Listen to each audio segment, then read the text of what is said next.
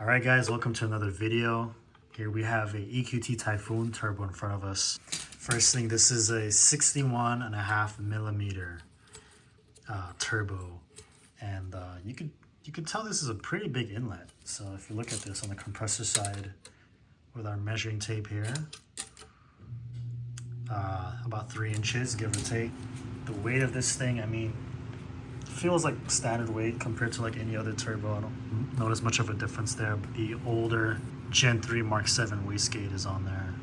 I mean, up close it looks almost the same size as like a regular IS-38 minus the cold side. This side just looks so much bigger. If you flip it over, there we go.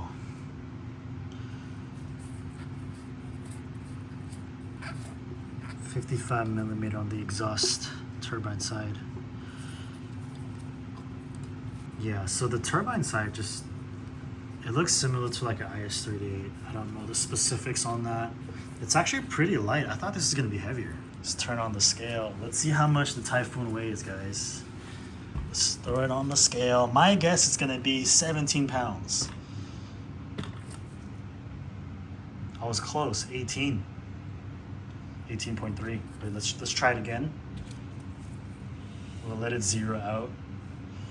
Okay, now let's put it on. Yeah, 18.3. So I was close. And that's with the wastegate. Normally I feel like these turbos, they're like 20 pounds or so for like an IS-38. Wastegate and all, but this is where the primary order 2 sensor would go.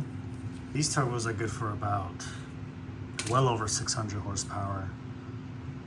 With the proper setup, obviously having a built motor will be a lot better to run this type of turbo. That way you don't have to artificially control the torque via tuning. You can allow this thing to take full advantage of that power band. Built motor would be the way to go for something of this size on a 2-liter EA888 motor. EQT stamp right there. Block off plate would block this off. So Mark 8s, they don't use this portion here, so you would just block this off. On the Mark 7, this will get used from the diverter valve. Yep, real nice. Let's flip it over on this side just so you can see the difference. There you go. Look at the cold side, it's way larger. Yep. Very cool, man.